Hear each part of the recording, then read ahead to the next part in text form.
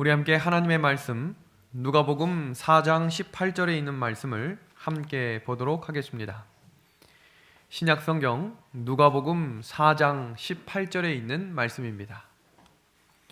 주의 성령이 내게 임하였으니 이는 가난한 자에게 복음을 전하게 하시려고 내게 기름을 부으시고 나를 보내사 포로된 자에게 자유를 눈먼 자에게 다시 보게 함을 전파하여 눌린 자를 자유롭게 하고. 아멘. 오늘 본문 성경은 우리에게 성령의 역사심이 일어나는 자리가 반드시 복음이 있는 자리임을 가르쳐주고 있습니다. 그리고 나아가서 복음이 있는 그 자리에 복음을 받아들이는 사람은 마음이 가난한 사람들입니다. 그러면 그 마음이 가난한 사람들은 어떤 사람들일까?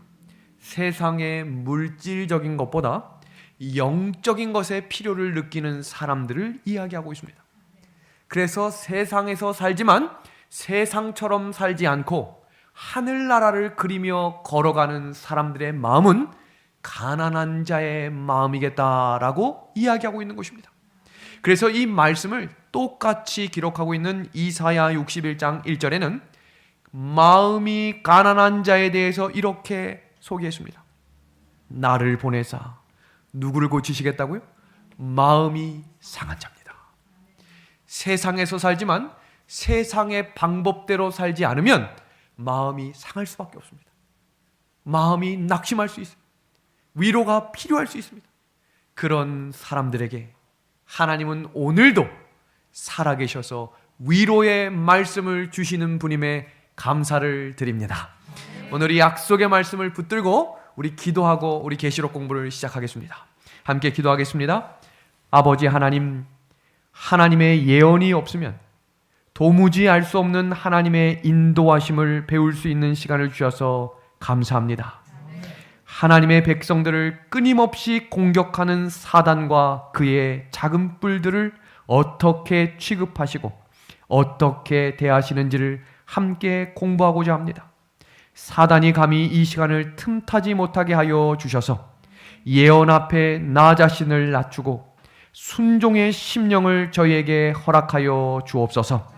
예수 그리스도의 이름으로 간절히 기도하옵나이다. 아멘. 가난한 자의 복음을 전하겠다. 그럼 그 마음이 가난한 사람은 어떤 사람들일까? 어린아이와 같은 단순한 믿음을 가진 사람이라고 이야기했습니다. 오늘 어린이들의 기도 제목을 잠시 나누겠습니다. 마리아라고 하는 8살 꼬마 어린이가 한 기도 제목입니다. 하나님은 천사들에게 이를 전부 시키시나요? 우리 엄마는 우리들의 엄마의 천사래요. 그래서 우리들한테 심부름을 다 시키나 봐요. 이번에는 7살 어린이 데레사가 드린 기도입니다. 사랑하는 하나님, 오른뺨을 맞으면 왼쪽 뺨을 대라는 건 알겠어요. 그런데 하나님, 여동생이 눈을 찌르면 어떻게 하시겠어요? 다음은 9살 어린이 라파엘이 드린 기도입니다. 하나님, 만일 알라딘처럼 마술 램프를 주시면 하나님이 갖고 싶어하는 건 다 드릴게요. 돈이랑 체스 세트만 빼고요. 정말 단순한 믿음이지만 이 어린이는 마음 가운데 아직 욕심이 남아있지요. 저희가 새벽 기도회를 지금 전진하고 있는데 새벽 기도회 시간에 제가 지금 은하수교회 온풍기 시설이 없기 때문에 아주 추운 시간이라 우리 성도님들은 모두 파카를 입고 계십니다. 제가 파카를 입고 올라올 수 없기 때문에 가능하면 내복을 입고 올라옵니다. 그런데 문제가 뭐냐? 손가락이 시린 것입니다. 발가락도 시린 거예요. 그래서 제가 우리 첫째 아들 태섭이에게 아빠가 설교를 하는데 손가락이 시리다라고 이야기했더니 뭐라고 이야기하는 줄 아세요? 장갑을 끼고 하라는 거예요. 장갑을. 그래서 제가 전혀 생각하지 못했던 방법인데 제가 한 번도 장갑을 끼고 설교하는 목사님을 본 적이 없습니다. 혹시 새벽 기도할 때 제가 장갑을 끼고 있으면 정말 추운가 보다 이렇게 양해해 주시기를 부탁드립니다. 이해하실 수 있겠습니까? 제가 연합회 한번 물어봐야겠어요. 설교할 때 장갑을 끼고 하면 되는지 안 되는지. 어린아이의 단순한 믿음은 하나님이 가장 기뻐 받으시는 믿음이라고 이야기하셨습니다. 부연 설명을 조금 더 드리면 심령이 가난한 자는 복이 있나니 천국이 그들의 것입니다. 주석은 이 내용을 이렇게 표현했습니다. 천국의 필요를 예민하게 느끼는 사람들만이 천국을 얻겠다라는 것입니다. 이어지는 주석입니다. 하늘의 진리에 대한 필요를 느끼지 못하면 하늘의 축복을 거절하게 된다. 영감의 글도 그 내용을 이렇게 확실하게 설명하고 있습니다. 하늘의 필요를 느끼는 것은 하나님의 은혜의 왕국에 들어가는 첫 번째 뭐라고 이야기하고 있어요? 조건이다 그랬습니다. 믿음의 하늘 가정 여러분, 하늘나라를 정말 간절히 사모하십니까? 오늘 그 마음을 가지고 말씀을 들어야 은혜가 된다는 거예요. 이 시간은 시험 공부 시간은 아닙니다. 어렵기 때문에 어떻게 해야 하나 고민하실 필요가 없어요. 하나님에 대한 사랑과 하늘나라에 대한 간절한 믿음을 가지기 위해 주신 말씀이 계시록의 말씀입니다.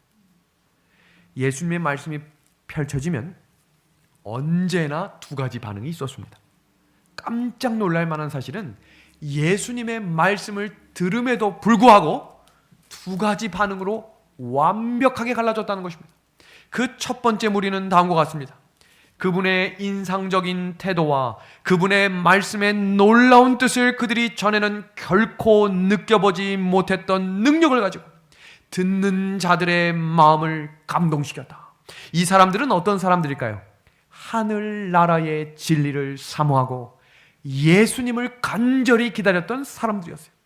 그럼 똑같은 자리에 똑같은 말씀을 듣고 있었지만 정반대의 사람들도 있었습니다. 어떤 사람들인가 보겠습니다. 그들의 자부심은 손상을 입었으며 공포심이 일어났다. 그들은 그분의 약속된 자로 믿으려고 하지 않았다. 사단은 혼신의 힘을 다하여 그들을 불신 가운데 묶어두려고 활동하였다. 지금 보시는 이 사진은 엘리야 시대와 엘리사 시대의 특별한 두 사람의 이야기입니다. 엘리야 시대에는 사르밧 과부라고 하는 한 여인이 있었고, 엘리사 시대에는 나만 장군이라고 하는 특별한 장군이 있었습니다. 참으로 신기한 것은 구약 시대를 대표하는 엘리야와 그의 수제자 엘리사가 걸어가는 발걸음마다 복음이었습니까? 복음이었어요. 하나님의 음성을 그대로 전했습니까? 그대로 전했어요. 그러나 신기한 것은 그 말씀을 듣고 회개하는 사람은 없었다는 것입니다. 여기서 중요한 사실은 그럼에도 불구하고 그들은 여전히 복음을 전했다는 것입니다. 그리고 그들이 지쳐 쓰러지면 하나님은 그들을 세워줄 용기와 위로의 사람들을 보내주셨는데 가까이 있는 사람이 아니었어요. 정말로 멀리 있는 사람이었지만 어떤 사람은 찾아가게 하셨고 어떤 사람은 찾아오게 하셨습니다. 하나님은 그런 분이세요.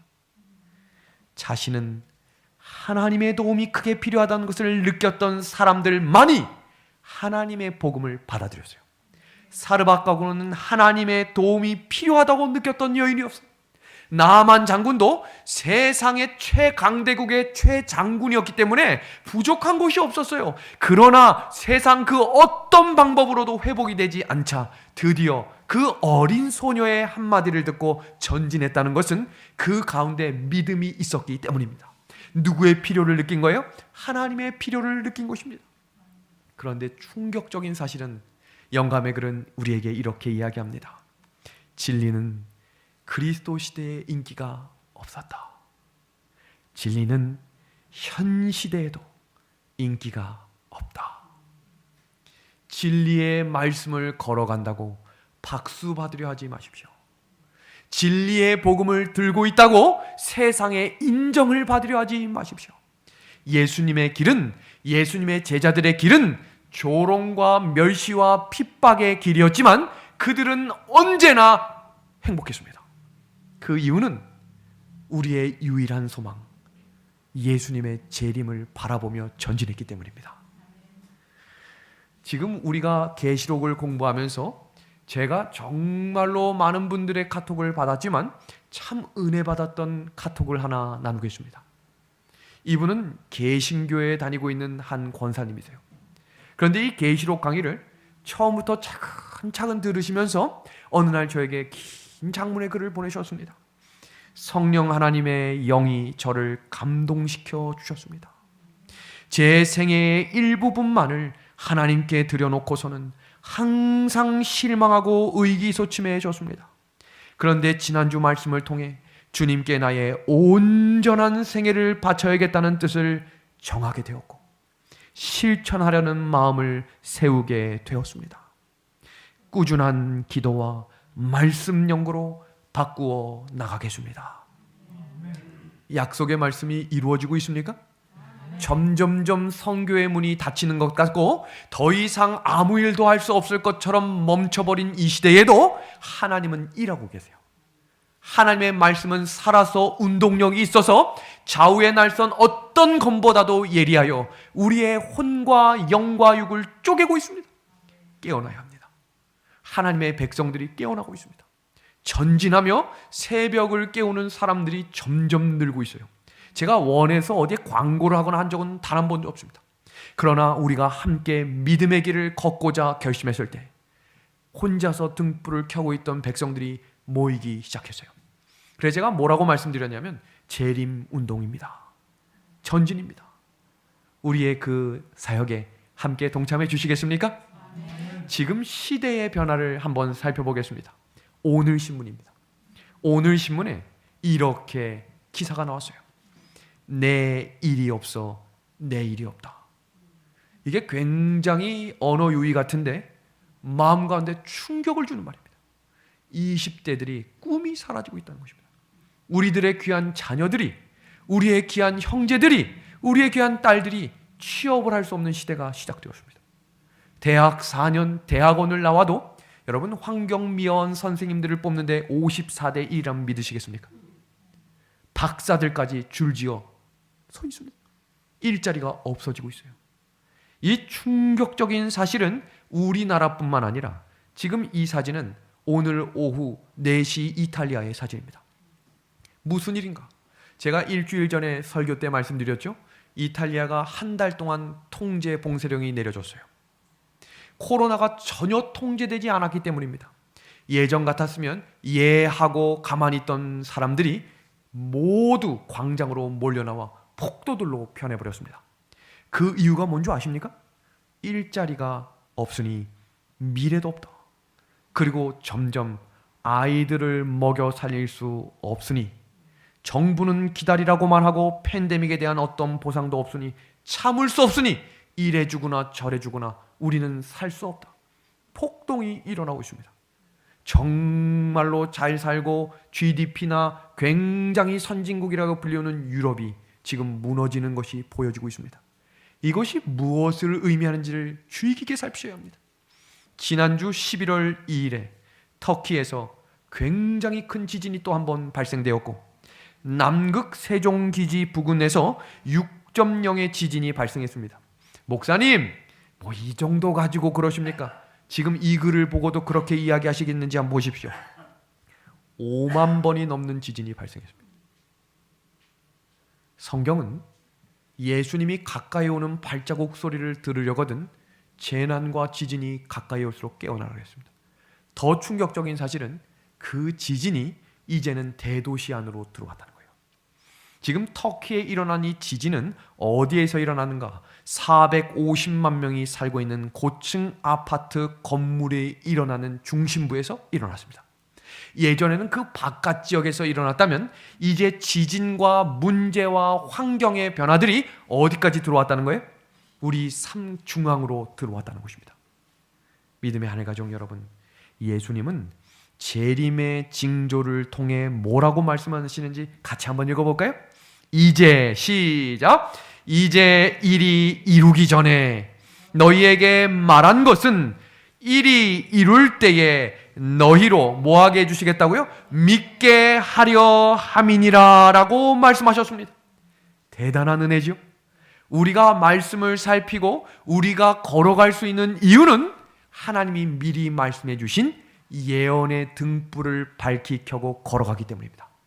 이 예언은 등불과 같아서 저기 부산까지 비춰주는 것이 아니라 발 앞에 있는 우리의 앞길을 비춰줍니다.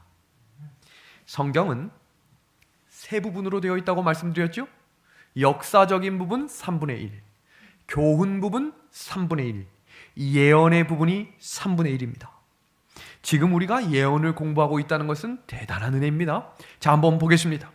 처녀가 임신하여 태어났다는 아기의 이야기, 베들레헴의 어느 집 마구간에서 태어난 아기 이야기, 정신 나간 왕에 의해 죽을 뻔한 아기 이야기, 나사렛이라는 더러운 동네에서 자라나고 있는 소년, 12명의 무식한 제자들과 함께 3년 반 동안 집도 절도 없이 떠돌아다닌 한 사람, 33살에 십자가에 달려 죽은 이 사람은 남의 무덤에 묻혔고 3일 후에 부활했습니다. 이분이 누구시죠? 예수 그리스도입니다. 이것이 특별하고 분명하며 우리에게 기쁜 소식이 되는 이유는 예언이기 때문입니다. 처녀 동정녀에게서 태어나겠다고는 구약의 약속의 말씀이 성취되었습니다. 베들레헴 마구간에서 태어나겠다고 하는 그 약속의 말씀이 이루어졌습니다. 나사렛에서 그 어린 시절을 보내겠다고 하는 약속의 말씀과 십자가에 달려 돌아가실 뿐만 아니라 3일 후에 부활하시며 다시 승천하시고 다시 오시겠다고 하는 예언의 말씀은 반드시 이루어질 것입니다. 성경의 예언을 모두 이루셨기 때문에 예수님은 하나님의 아들이시며 우리의 구세주 되심에 감사할 수 있는 이 저녁이 되기를 간절히 예수님의 이름으로 소망합니다. 성경의 예언이 99%가 이루어졌습니다. 충격이죠? 더 충격적인 사실은 이제 남은 1%의 예언은 짐승의 표 환란과 7 재앙과 아마겟돈 전쟁과 예수님의 재림입니다. 그런데 성경은 이 짐승의 표 환란이 일어나면 그 다음 일어나는 예수님의 재림 때까지는 아주 짧겠다고 하셨어요. 그 약속의 말씀을 볼까요? 너희가 도망하는 일이 겨울에나 안식일이 되지 않도록 기도하라. 이는 그때에 큰 환란이 있겠습니다. 창세로부터 지금까지 이런 환란이 없었고 후에도 없으리라. 그날을 뭐하지 아니하면요, 감하지 아니하면 모든 육체가 구원을 얻지 못할 것이나, 그러나, 같이 한번 읽어보겠습니다. 약속의 말씀 시작. 그러나 택하신 자들을 위하여 그날을 감하리라. 아멘입니까? 아멘입니다. 짐승의 표 환란이 점점 가까이 오고 있어요. 오늘 약속의 말씀 말미에 이것이 지금 어떻게 전개되고 있는지를 간략하게 소개해드리겠습니다. 오늘 우리가 배우는 7 나팔 그 세 번째 시간은 바로 이 예언의 성취의 부분의 이야기입니다. 그래서 제가 전반부의 이야기를 길게 한 것 같지만 오늘 이 내용을 알고 이해해야 이 7 나팔의 5째 나팔, 첫 번째 화의 이야기가 시작되는 것입니다. 제가 부탁드리고 싶은 것은 요한계시록은 한 번만 공부해서 되지 않습니다. 그런데 제가 너무 자세하게 하다 보니까 원래 6개월을 기준으로 시작했는데 아마도 8개월쯤 하게 될 것 같아요. 그런데 그 8개월이 끝나도 제가 2년 후에도 여전히 춘천은하수교회에 있으면 그것을 새벽 기도회에 한 번 더 할 것입니다. 그렇게 반복하고 다니엘과 계시록과 창세기와 성경 전반적인 부분들을 골고루 섭취하시면 우리가 영육 간의 강건함을 잊게 될 것입니다. 복습입니다. 교회의 상태를 통해 7 교회에 대해 공부했고 교회의 역사에 대한 부분을 공부하기 위해 7인을 한 달 동안 공부했습니다. 그리고 이제 7 나팔을 무려 3번째 시간까지 우리가 공부하는 이유는 교회의 역사와 세계의 역사가 같이 병행해서 걸어가고 있기 때문에 이 부분들을 같이 공부하는 것입니다. 우리 성도들이 가장 취약한 부분이 무엇인가 하면 너무 노른자만 좋아한다는 거예요. 성경의 정답만을 캐치해서 A는 B고 B는 C다라고 하는 식으로 정답만을 이야기하며 세 천사의 기별이 전부인 것처럼 이야기하지만 우리가 이런 내용들의 기둥과 뿌리와 창문과 문을 다 달아야 집에 바람이 불어도 춥지 않게 따뜻한 환경의 신앙을 할 수 있는 것입니다. 그래서 이 7 나팔은 잘 취약한 부분이기도 합니다. 그래서 오늘 이 내용을 함께 공부하며 드디어 2주 후부터는 대쟁투에 대해 함께 공부하려고 합니다. 7 나팔에 대해서 잠시 살핍니다. 7 나팔은 계시록 8장과 9장에 기록되어 있고 오늘 우리가 살피게 될 내용이 바로 계시록 9장 1절부터 시작되는 이야기입니다. 이 내용은 7 나팔은 7개의 전쟁을 통해서 국가를 심판하는 이야기입니다. 아무 국가나 심판하는 것이 아니고 하나님의 교회와 하나님의 말씀을 핍박하는 교회를 뭐하는 이야기예요? 심판하는 이야기입니다. 나팔을 하나씩 불 때마다 뭐가 시작됐습니까? 전쟁이 시작되었습니다. 성경에서 나팔은 중요한 사실을 알릴 때, 전쟁 준비나 대속제일 준비나 모집을 할 때나 심판과 재앙의 예고 등이 나타날 때 불었음을 설명드렸습니다. 시대별 7교회의 경험들을 다시 한번 반복합니다. 에베소, 서머나, 버가모, 두아디라, 사데, 빌라델비아, 라오디게아.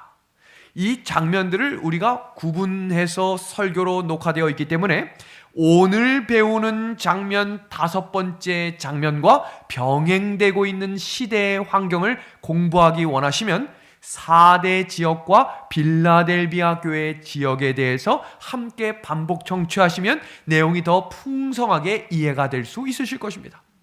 그리고 이어지는 7인에 대해서 배웠죠. 이 7인이 중요한 이유는 첫째 인부터 7째 인까지 4+3이라고 하는 거 기억하십니까? 성경 히브리 문학법적으로 7 나팔도 4 나팔과 나머지 3 나팔이 구분되어 있습니다. 그래서 4 나팔이 불 때마다 일어나는 일들과 세 번째, 이제 5번째부터 불려지는 나팔이 불 때마다는 전에 없었던 화가 있겠다라고 이야기합니다. 7인에서도 자세히 보시면 6번째 인과 7번째 인 사이에 삽입부가 있습니다. 왜 삽입부가 있는가? 7번째 인이 떼어지면 예수님의 재림이 나타나기 때문에 그 전에 일어날 마지막 환난 직전에 있을 사건을 삽입해서 인치는 사건과 하나님의 모습을 그린 것입니다. 오늘 공부하게 될 7 나팔도 6번째 나팔과 7번째 나팔 사이에 삽입부가 들어있습니다. 그 삽입부가 바로 계시록 10장과 11장의 작은 책을 먹어버리라 라고 하는 특별한 이야기입니다. 이해하셨죠? 그럼 이 7 나팔에 대한 이야기 무엇인가? 7 나팔 예언을 통해 우리에게 보여주시고자 하는 교훈은 하나님께서 당신의 뜻을 계속적으로 거절하고 진노의 잔을 채운 국가를 어떻게 심판하시는지를 보게 된다는 것입니다. 7 나팔은 어디의 역사라고 설명드렸죠? 세상의 역사입니다. 그럼 드디어 5번째 나팔을 불러보도록 하겠습니다. 그 5번째 나팔을 이해하시기 위해서는 세상의 역사를 먼저 이해하셔야 하는데 그 내용을 하나씩 살펴보겠습니다. 지금 보시는 이 사진은 모하메드입니다. 지금 전 세계에서 가장 많은 종교 가운데 하나가 이슬람인 거 아시죠?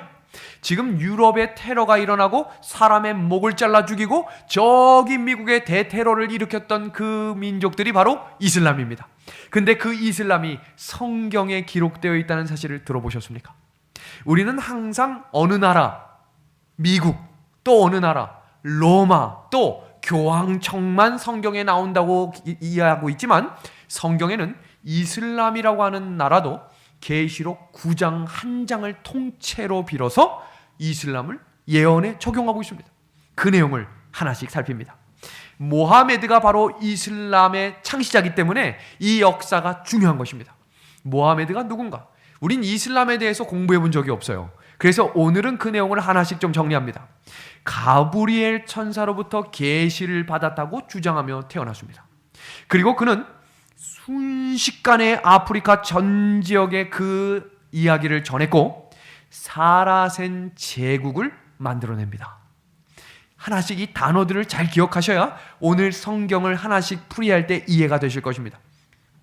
드디어 그 사라센 제국이 어디를 공격합니까? 동남아입니다. 첫째 화부터 넷째 나팔까지 불리울 때 1, 2, 3 펀치 제가 지난 화요일에 여기서 연기했던 거 기억하십니까?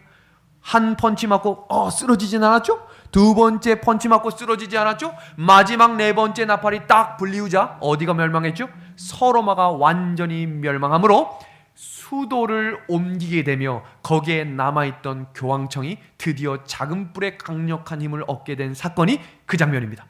그리고 이제 어디가 남은 거예요? 동로마가 남은 것입니다. 그 동로마는 그 시대에도 여전히 강대국이었는데 갑자기 사라센 제국이 탄생되면서 그 나라가 어디를 공격하는 이야기예요? 동로마를 공격하는 이야기가 계시록 9장의 이야기입니다. 이어지는 장면입니다. 823년에 동로마를 크게 공격하고 사라센 제국이 쇠약해지기 시작합니다. 이 내용들을 알고 있어야 성경 장면을 읽을 때 이것이 이래서 이렇게 된 것이구나 라고 이해하실 수 있습니다. 이것은 제가 만들어낸 이야기가 아니라 실제 역사책에 나온 이야기를 그대로 가져온 것입니다. 그 다음 장면입니다. 13세기에 이르러 사라센 제국이 뭐로 바뀝니까? 오스만 터키 제국으로 바뀝니다. 이게 어떻게 전환되는지를 주의 깊게 살피겠습니다. 오스만 터키에 의해서 동로마가 서기 1453년에 멸망당했습니다. 이게 역사의 이야기입니다. 이 내용을 이해하시면서 성경 계시록 9장 1절을 피겠습니다. 다섯째 천사가 뭘 불었습니까? 나팔을 불매 내가 보니 하늘에서 땅에 떨어진 별 하나가 있는데 그가 뭘 가졌다고 되어 있습니까? 무저갱의 열쇠를 받았더라 라고 되어 있습니다. 이 별은 당시 새롭게 태어난 모하메드를 의미합니다. 성경에서 별은 사탄을 의미할 때도 있고 두 번째 적 그리스도를 나타낼 때도 있고 천사를 의미할 때도 있어요. 그래서 계시록 12장 3절에 하늘의 별 몇 분의 몇이 3분의 1이 땅으로 쫓겨나는 장면을 우리가 살폈습니다. 그런데 오늘 여기서 일어나는 이 장면은 사도 요한이 하늘의 별은 모두 하늘에 속한 존재를 말하는 것이 아니라 선으로 악을 심판하실 때 사단의 세력을 통해서도 하나님이 대적하는 국가를 의미하기도 한다라고 본교의 성경주석은 이야기하고 있습니다. 그리고 이어지는 장면입니다. 그가 무엇을 가지고 있다 그랬죠? 무저갱의 열쇠입니다. 무저갱이라는 단어는 헬라어로 아부소스라고 하는데 무덤이나 광야나 황량이라는 단어를 일컬을 때 무저갱이라고 부릅니다. 그러면 무저갱의 열쇠다라는 말은 황량하고 무덤인 그곳을 열 수 있다라는 의미니까 어둠의 세력이 갑자기 어떤 힘을 가진 거예요? 강력한 힘을 갖게 되었을 때 무저갱의 열쇠를 가졌다라고 이야기하는 것입니다. 그 장면을 잠시 소개하기에 그리스도의 십자가의 승리로 말미암아 사탄과 타락한 천사들이 결박당하는 처소를 무저갱이라고 하는데 그 열쇠를 받았다고 하는 것은 사탄과 그의 부하들이 자유롭게 움직이기 시작했다는 것입니다. 이어지는 장면입니다. 계시록 9장 2절부터 3절입니다. 그가 무저갱을 여니 그 구멍에서 큰 화덕의 연기 같은 연기가 올라오는데 이 장면은 사탄의 세력이 연기처럼 확산해 나가는 장면인데 방금 전에 설명드렸죠? 모하메드가 태어나고 순식간에 복음이 아프리카 전 지역뿐만 아니라 유럽 지역까지 확장 세력이 연기가 흩어지는 것처럼 역사적으로 얼마나 빨리 그 세력이 커졌는지 모릅니다. 그 장면을 표현하고 있는 것입니다. 이어지는 장면입니다. 해와 공기가 그 구멍의 연기로 말미암아 어두워지며 또 뭐가 나온다고 되어 있어요? 황충이라고 되어 있는데 황충이 연기 가운데로부터 땅 위에 나왔습니다. 황충은 메뚜기를 의미하는데 잠언 30장 27절을 보면 메뚜기를 표현할 때 성경은 떼를 지어 다닌다라고 이야기합니다. 메뚜기 떼 아시죠? 메뚜기 떼가 한번 거먹게 구름처럼 떴다가 앉았다가 이동하면 아무것도 남는 것이 없는 것처럼 이슬람이 제국이 되므로 전쟁이 일어날 때마다 한 번 침투하면 아무것도 남지 않을 만큼 대단한 전투력을 가졌던 국가가 오스만 제국이었습니다. 이어지는 장면입니다. 그들이 땅에 있는 전갈의 권세와 같은 권세를 받았더라. 전갈 아시죠? 전갈은 대단한 독을 가져서 명확하게 한번 찌르면 바로 즉사하는 강력한 독을 가진 동물입니다. 그 독과 같은 전갈과 같은 힘을 가졌던 오스만 제국이 일을 하기 시작합니다. 이어지는 4절입니다. 그들에게 이르되 땅의 풀이나 푸른 것이나 각종 수목은 해하지 말고, 성경에서 풀과 수목은 뭐를 의미한다고 이야기했죠? 백성입니다. 근데 여기서 굉장히 특별한 사실이 나오는데, 우리 노란 박스에 나온 말씀을 한번 같이 읽어주시겠습니까? 오직, 시작. 오직 이마에 하나님의 인침을 받지 아니한 사람들만 뭐하라고 되어 있어요? 해하라. 사탄의 세력이에요. 그런데 사탄의 세력이 나타나면 원래 누굴 죽여야 돼요? 하나님의 입맞은 사람을 죽여야 되는데 누구를 죽이지 말라고 되어 있어요? 이마에 하나님의 입맞은 사람은 뭐 하지 말라고요? 죽이지 말랍니다. 여기서부터 대단히 재미있는 이야기가 시작됩니다. 하나님의 입맞은 사람은 하나님의 말씀과 계명에 순종하는 자를 뭐 하지 말라는 거예요? 해하지 말라는 겁니다. 왜 그렇게 하셨을까? 지금부터 시작됩니다. 황충과 같은 대단한 이 세력이 한번 갔다 하면 강력한 파워가 있었던 이유는 그 당시 오스만 제국에는 화약과 대포가 있었던 나라입니다. 그 당시 소총과 칼로 싸웠던 그 당시에 뭐 가지고 싸웠다고요? 대포를 가지고 싸웠어요. 첫째 화에서 나타나는 이 세력은 누구일까? 이 세력이 나타난 시점은 서로마가 멸망한 서기 470년 이후입니다. 넷째 나팔에서 서로마가 망하고 지금 우리가 읽은 다섯째 나팔에서 첫째 화가 시작되기 때문입니다. 이 내용이 잘 이해가 안 되시면 반드시 반복 청취하십시오. 지금 한 번에 이거 여기서부터 잘 이해가 안 되는데 반복해서 들으십시오. 이어지는 장면입니다. 그들은 광야와 사막에서 연기처럼 세력을 확장해 나가고 메뚜기처럼 자기들처럼 뭉쳐서 떼지어 다니며 사막의 정갈처럼 무서운 독을 가졌습니다. 하나님의 진리를 반대하는 이 어두운 세력이라고 했어요. 이런 세력을 가지고 있었던 세계 역사를 살펴보면 오직 이슬람밖에 없습니다. 이제 아시겠습니까? 이 역사적으로 이어지는 장면들을 이해하셔야 합니다. 그리고 뭐라고 이야기했죠? 그들에게 하나님의 인을 맞은 사람을 뭐 하지 말라고요? 해하지 말라 그랬어요. 그럼 왜 이렇게 말씀하셨을까? 이 장면을 이해하시려면 이슬람이라고 하는 이 종교에 대해서 이해하셔야 합니다. 이슬람의 신은 알라인데 알라는 성경에서 나오는 하나님의 아랍식 말입니다. 그러니까 알라는 다른 말로 이야기하면 하나님이에요. 그런데 여기 보시면 그러므로 기독교의 하나님과 이슬람의 알라는 무슨 신인 거예요? 그들이 생각할 때 동일신입니다. 그래서 어떤 부분에 있어서는 이슬람과 기독교는 구약 성경 일부분을 공유하고 있는 종교라고 생각하시면 이해가 되실 것입니다. 여기를 보십시오. 이 그림을 보시면 한쪽은 이삭이고 한쪽은 이스마엘입니다. 그러니까 아버지가 누구라고 유추할 수 있어요? 아브라함이겠죠. 자 보세요. 기독교인은 아브라함을 믿음의 조상이라고 말하는데 아랍 사람들도 자신의 조상을 이스마엘로 믿고 있어요. 잘 보세요. 아브라함이 여종 하갈에게서 낳은 아들이 이스마엘입니다. 그래서 기독교인들은 하나님을 부를 때 아브라함의 하나님, 이삭의 하나님이라고 부르고 알라 신을 믿는 이슬람은 아브라함의 하나님 그리고 누구의 하나님을 믿는 거예요? 이스마엘의 하나님이라고 믿어요. 왜냐하면 그들이 이스마엘의 후예이기 때문입니다. 이스마엘은 쫓겨났죠. 그런데 이들이 생각할 땐 누가 장자입니까? 이스마엘이 장자이기 때문에 하나님의 축복은 장자, 언약의 백성에게 온다라고 하니까 누가 언약의 백성인 거예요? 본인들이 이스라엘의 장자의 백성이 된 것입니다. 이제 좀 이해되셨습니까? 그래서 그들도 모세 오경과 십계명을 존중하는 믿음을 갖고 있어요. 근데 지금 동로마가 뭘 바꿨죠? 십계명의 넷째 계명인 태양신을 숭배하는 계명을 가지고 와서 하나님을 지키라고 하는 안식일을 없애버렸고, 두 번째 계명인 우상을 숭배하지 말라고 하는 계명을 없애버리며 교회 안에 우상들을 가지고 온 것을 가지고 그들이 심판을 해야 된다라고 하며 봉기하며 일어난 전투가 오스만 전투, 사라센 제국의 전투였던 것입니다. 이제 이해하셨습니까?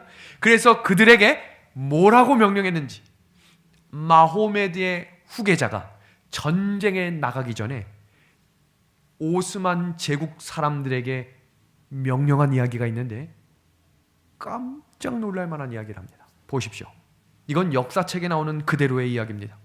너희가 나아갈 때 산중과 시골에 응거하며 사는 것이 자신들이 하나님을 섬기는 길이라고 주장하는 사람들을 만나거든 건드리지 말고, 뭐하지 말라고 되어 있어요? 죽이지 말며 그들의 무엇도 파괴하지 말라고요? 사원들도 파괴하지 말라. 대단합니까? 하나님의 약속이 하나님의 입맞은 자들을 뭐하지 말라 그랬죠? 해하지 말라고 하는 역사가 그대로 이루어지고 있는 거예요. 두아디라 시대부터 4대 시대까지 천여년의 시간 동안 동로마와 서로마 제국이 완전히 하나님의 충성된 백성들을 죽이고자 했을 때 그들이 어디로 도망가 있었죠? 알프스 산맥 끝자락에 산속 깊은 곳에 교회를 짓고 광야 교회를 세워 예배를 드렸습니다. 전쟁을 하러 가다가 산을 넘어가다가 그들을 만나거든 뭐하지 말라는 거예요? 죽이지 말고. 그들이 세운 교회도 뭐하지 말라는 거예요? 죽이지 말라는 것입니다. 하나님의 약속이 이루어졌습니까? 이럴 때 아멘하는 거예요. 대단하지 않으십니까? 하나님의 약속은 하나도 빠짐없이 이루어지는 예언의 말씀임에 감사를 드립니다. 이어지는 장면입니다. 그러나 너희는 사단의 회의에 속한 사람들을 만나거든 모하메드교로 개종하거나 초공을 바치기 전에는 뭐하지 말라고요? 절대로 살려두지 말아라. 얼마나 약속의 말씀이 그대로 이루어졌습니까? 사단의 회, 하나님의 날을 세상 신의 날로 바꿔버린 그 이름을 사단의 회라고 명칭하며 다 죽이라는 것입니다. 역사가 어떻게 됐을까요? 그 전투가 시작되었습니다. 계시록 9장 5절부터 6절은 그 첫째 나팔, 아니죠, 다섯째 나팔이 울려 퍼지고 첫째 화가 시작되는 이야기가 본격적으로 시작되는 장면입니다. 그러나 우리 한번 같이 읽어주시겠습니까? 시작. 그들을 죽이지는 못하게 하시고 5달 동안 괴롭기만 하게 하시는데. 됐습니다. 몇 달 동안이요? 5달 동안입니다. 우리가 성경 예언의 법칙을 공부했을 때 5달은 한 달을 30일로 계산했을 때 한 달을 30일 5달 곱하기 5를 하면 며칠이 되죠? 150일입니다. 민수기 14장 34절의 연일 원칙을 이용하면 150년이 됩니다. 근데 이 예언이 얼마나 정확하냐면 그 연도가 하나도 빠짐없이 명확하게 이루어지는 거예요. 여기서 보시면 150일 동안 150년 동안 뭐 하라 그랬죠? 괴롭게만 합니다. 그러니까 지금 동로마가 아직 멸망했어요? 멸망하지 않았어요?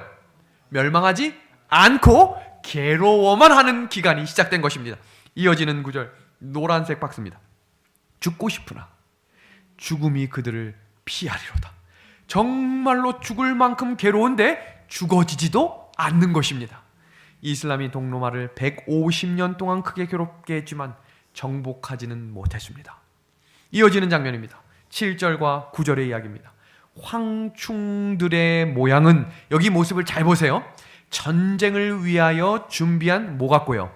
말들 같고, 여기 한번 같이 읽어주세요. 그 머리에, 시작. 그 머리에 금 같은 관 비슷한 것을 썼으며. 자, 여기 보세요. 지금 이 내용을 기록하고 있는 제자가 누구죠? 요한입니다. 근데 요한이 그 시대에 이 내용을 기록할 때 무려 수백 년 이후에 일어날 일들이죠. 요한은 단 한 번도 대포를 본 적이 없어요. 이해하시겠어요? 그러니까 대포의 모습을 계시로 봤을 때 그것을 자기의 언어와 자기의 생각으로 표현한 것입니다. 그 장면을 보세요. 그 머리에 금 같은 관을 썼다. 그러니까 사도 요한이 본 적이 없는 뭔가를 쓰고 있다는 얘기겠죠. 그게 무엇이냐면 이슬람 군대가 쓰고 있었던 황색 터번입니다. 이어지는 장면입니다. 그 얼굴은 사람의 얼굴 같고 또 여자의 머리털 같은 머리털이 있었다. 그러니까 그 군사들이 뭐가 길었다는 거예요? 머리가 길었다는 거겠죠? 그 당시 이슬람 군대는 머리를 길게 기르는 관습이 있었습니다. 그러니까 지금 이 모습이겠죠. 황색 터번을 쓰고 긴 머리를 휘날리며 말들을 타고 전진하고 동로마를 공격하는 그 장면을 계시록 9장 7절에 이렇게 표현한 것입니다. 대단하죠? 그 기간이 얼마라고요? 150년입니다. 이어지는 장면입니다. 계시록 9장 10절에서 11절입니다. 같이 한번 읽어볼까요? 또 정갈과 시작. 또 정갈과 같은 꼬리와 쏘는 살이 있어. 그 꼬리에는 몇 달 동안요? 5달 동안 사람들을 해하는 권세가 있더라. 그들에게 왕이 있으니 뭐라고 표현합니까? 무저갱의 사자라. 히브리어로는 뭐라고 되어 있어요? 아바돈이고 헬라어로는 뭐라고 되어 있습니까? 아볼루온이다. 이것을 만약 계시록 시험을 보면 시험에 나올 만한 거죠. 근데 저희는 시험을 보지는 않습니다. 그 의미를 잠깐 설명합니다.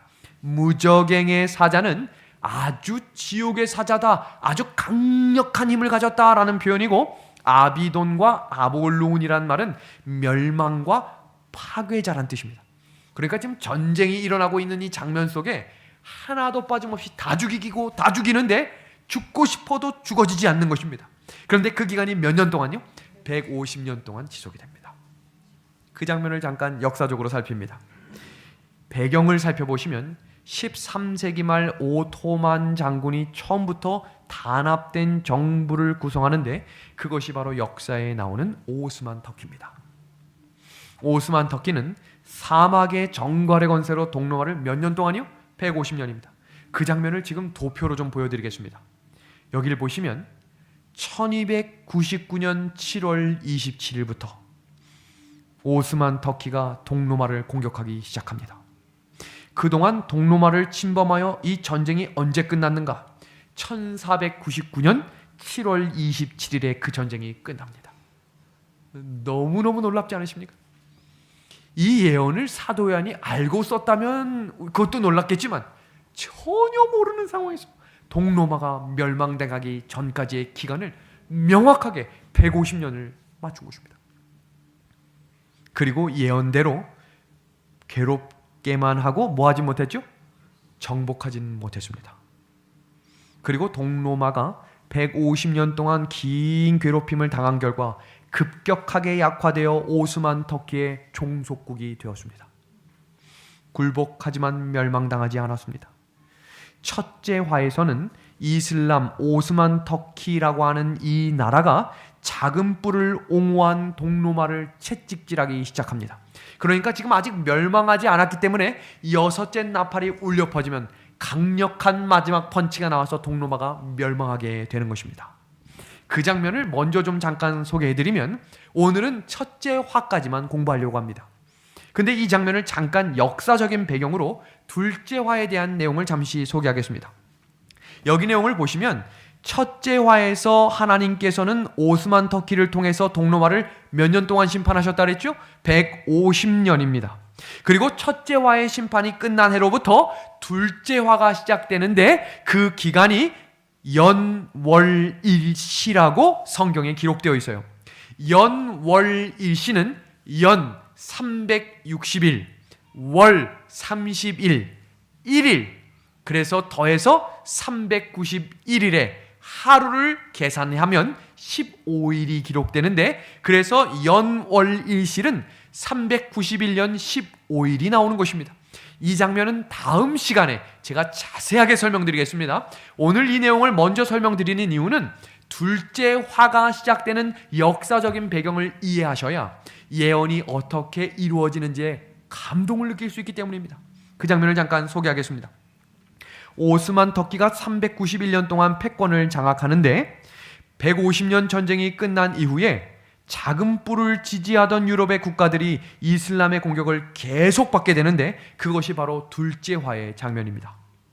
여기서 우리는 놀라운 섭리를 볼 수 있는데 하나님께서는 로마를 심판하시기 위해 이슬람을 사용하셨는데 거기에 특별한 이유가 있었습니다. 그 이유는 여섯째 나팔이 불리면서 이슬람이 동로마를 공격했기 때문에 누구도 긴장했냐면 교황청도 긴장했어요. 왜냐하면 동로마가 완전히 무너지면 지금 자신의 힘도 완전히 사라지기 때문에 지금 오스만 터키의 공격을 방어하는 일에 교황청도 온 힘을 다해 전력을 다하기 시작했습니다. 그때 바로 오스만 터키 반대편에 있었던 그 유럽의 나라에서 마틴 루터가 종교개혁을 일으키기 시작한 것입니다. 이제 이해하시겠습니까? 만약에 교황청이 로마가 강력한 힘을 가지고 있었다면 그 젊은 세대들이 일어나 진리의 불을 들 때 그 한 사람 죽이기에 아무 힘이 없었을까요? 왜 힘을 쏟지 못했는가? 동로마를 공격하는 오스만 터키가 너무나 강력하게 메뚜기 떼처럼 달려오고 대포를 쏘며 왔기 때문에 온 힘을 다해서 막지 못하면 그 일이 막힐 수 없기 때문에 이쪽에서 진리의 등불이 작은 불꽃처럼 일어나 큰 불이 되고 있었던 사건이 바로 그 시대의 하나님의 역사적인 섭리였습니다. 더 은혜가 되는 장면이 지금부터 시작됩니다. 얼마나 강조되냐면 마틴 루터가 태어나기 30년 전에 1453년 오스만 터키를 통해서 동로마 제국을 멸망시킴으로 교황청의 든든한 지지자를 잃어버리게 만들어졌어요. 그리고 동로마가 멸망하던 바로 그 해에 구텐베르크의 인쇄술이 개발되면서 마틴 루터가 주장하는 개혁의 글과 다니엘의 7장의 작은 뿔이 누구인지 밝히는 책들이 대량으로 인쇄되어 유럽으로 퍼져나갈 수 있도록 길을 준비해 놓으셨다는 것입니다. 우리 하나님 찬양 받으실 만합니까? 우리 하나님께 영광 돌릴 만합니까? 하나님은 그래서 지금도 일하시고 계신 거예요. 모두가 안 된다고 낙담하고 실패감에 빠져 있을 때 하나님이 일어나서 일하고 계신 것입니다. 오늘 설교를 정리하며 우리가 오늘 첫 시간을 예언에 대해서 시작을 했습니다. 이 장면은 다니엘에 대한 이야기, 다니엘 2장과 다니엘 7장과 다니엘 8장과 다니엘 9장과 다니엘 10장과 12장에 무려 4번을 반복해서 성경의 예언을 기록하셨습니다. 왜 그렇게 반복해서 기록하셨을까요? 너무너무 중요하기 때문입니다. 그 4번이 예언된 역사에서 각각의 강조점과 다른 점을 발견할 수 없는 특징이 있어요. 너무나 강조되는 반복되고 있는 내용은 하나를 가르치는 것입니다. 하나님의 심판입니다. 지금 하나님의 백성들이 그 죽임당하는 고통과 추위를 피해 알프스 산맥에 가 있을 때 하나님이 누구를 들어 누구를 심판하세요? 이슬람이라고 하는 또 하나의 적그리스도 세력을 통해 정말로 적그리스도 세력을 완전히 멸망시키는 그 시간, 하나님의 진리의 횃불을 든 백성들은 전진하고 있었다는 거예요. 그래서 그 하나님의 역사가 맞춰지기까지 하나님이 자신의 백성들을 끝까지 지키신다고 하는 약속을 지키시는 분이십니다. 다니엘 7장 21절과 22절의 말씀입니다. 내가 본즉 이 뿔이 성도들로 더불어 싸워 뭐 했다고 되어 있어요? 이겼다. 얼마나 충격입니까? 하나님의 백성들이 지금 뭐 한 거예요? 무너진 것입니다. 그러나 성경이 여기서 끝났지. 죄송합니다. 않음에 감사를 드립니다. 어떤 장면이죠? 이어지는 장면 한번 같이 읽어주시겠습니까? 옛적부터 시작. 지극히 높으신 자의 성도를 위하여 뭐 했고요? 신원하였고 때가 이름에 뭐가 있어요? 성도가 나라를 얻었더라. 계시록 7장은 실패로 끝나지 않고 그들이 회복되는 장면으로 끝나고 있습니다. 그런데 그 중간에 누가 역사하고 계세요? 옛적부터 항상 계시니 누구세요? 그리스도 우리 주 예수입니다. 성경의 다니엘 7장의 신원이라고 하는 단어가 무려 4번이 나오는데 히브리어 딘이라고 하는 이 단어는 모두 심판을 의미하는 것입니다. 이 의미는 누구를 구원하시는 겁니까? 지금 왜 동로마가 심판당하고 있죠? 하나님의 백성을 구원하시기 위해 심판하시는 것입니다. 왜 하나님께서 지금 작은 뿔을 심판하고 계시죠? 하나님의 백성들을 승리케 하시기 위함입니다. 우리 그 하나님의 약속을 신뢰함으로 우리의 발걸음을 멈추지 마시고 진리의 횃불을 들고 전진합시다. 그 약속이 바로 예언의 말씀입니다. 하나도 빠짐없이 이루실 것이며 우리를 지켜주시겠다고 약속하셨습니다. 로마서 1장 2절의 말씀 다 같이 읽겠습니다. 시작. 이 복음은 하나님이 선지자들로 말미암아 그의 아들에 관하여 성경에 뭐라고 되어 있습니까? 미리 뭐 하신 거라고요? 약속하셨다 그랬습니다. 예언의 기능을 살피고 오늘 말씀을 마치겠습니다. 예언의 기능은 등불이에요. 어둠을 다니실 때는 반드시 등불이 있어야 합니다. 그리고 두 번째는 퍼즐입니다. 군사 작전 지도입니다. 작전이 없으면 전쟁에서 이길 수 없어요. 아무리 힘 있는 군대도 작전을 철저하게 짠 군대는 이길 수 없습니다. 세 번째는 접착제입니다. 떨어질 수 없게 만드는 거예요. 하나님으로부터 떨어질 수 없게 만드는 게 뭐라고요? 예언이에요. 그렇기 때문에 어려워도 뭐 해야 되는 거예요? 배워야 하는 것입니다. 네 번째입니다. 표지판입니다. 자신을 살피게 합니다. 지금 이 길이 과연 옳은 길인지, 내가 명확하게 맞는 길로 가고 있는지를 점검해야 하는 것입니다. 지금 이 표지판을 한번 읽어주시겠습니까? 뭐라고 되어 있습니까? 난장판역입니다. 내리실 문은 어디라고 되어 있어요? 양쪽입니다. 난장판입니다. 지금 세상과 같습니다. 난장판. 지금 이 한 표지판을 또 보십시오. 뭐라고 되어 있습니까? 속도를 뭐라고 되어 있어요? 즐기시오. 지금 누가 장난쳤지요? 사단입니다. 우리의 가는 길을 뭐 하려고 하는 거예요? 혼란과 미혹에 빠지게 하는 것입니다. 그래서 마지막은 주의하라고 주신 것입니다. 예언을 뭐 하지 말라고요? 멸시하지 말라. 계시록 1장 3절의 말씀입니다. 예언의 말씀을 읽고 듣고 지키라. 노란색 박스 읽고 오늘 설교 마치겠습니다.